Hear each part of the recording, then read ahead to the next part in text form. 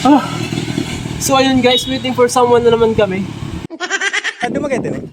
Oh, hindi na. Mo na problema na maron. Ilibutin namin ang buong Pilipinas na hindi gumagastos ng sarili naming pira at aasa lang sa kabutihang loob ng mga taong makakasalamuhan namin sa daan. Ako si Ras, ako si Niel, at ito ang Lakbay Pilipinas. Let's go! Kamera, pre! Kamera! Wait!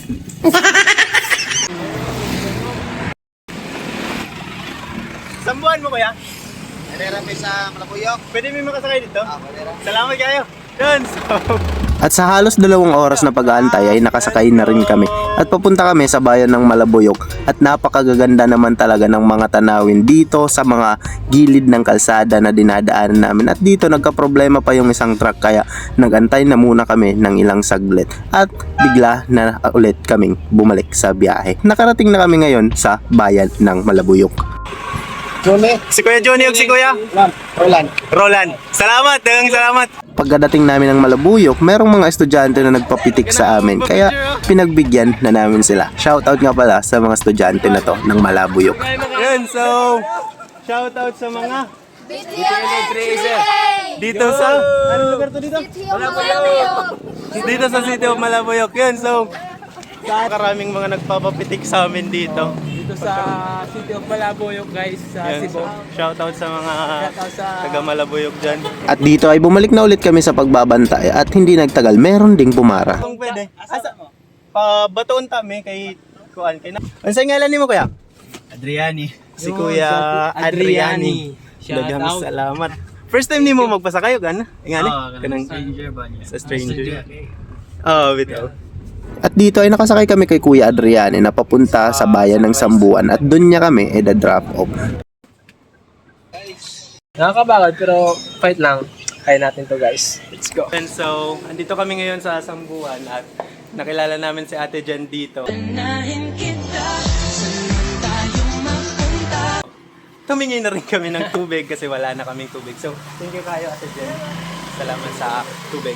Unang araw pa lang minahanda kita. Let's go! Lakbay na ulit tayo. Tara.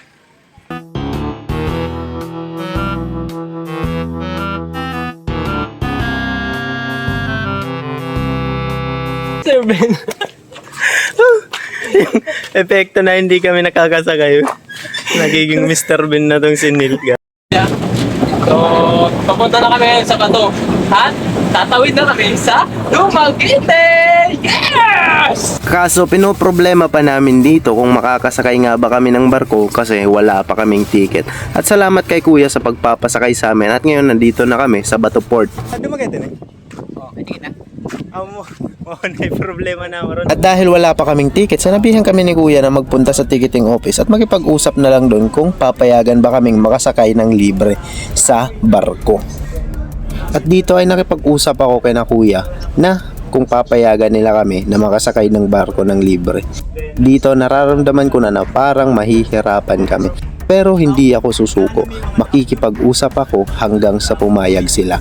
At sa awa naman ng Diyos, napagbigyan kami na makasakay ng barko at si Kuya Chester na yung bahala sa bayad doon. Kaya maraming salamat kay Kuya Chester. So, thank you kay Kuya Chester Pacquiao at kay Kuya Fritz. Kay Kuya Fritz.